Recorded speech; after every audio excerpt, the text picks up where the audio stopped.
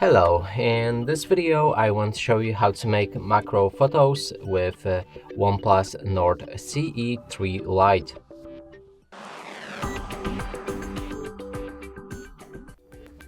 And to do this, first thing is to open a camera.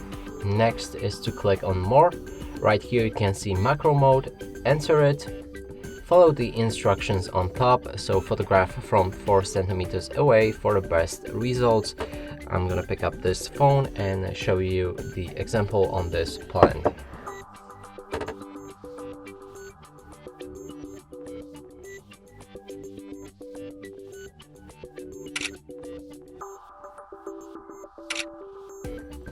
So here we have a photo ready, and that's how you make a macro photo.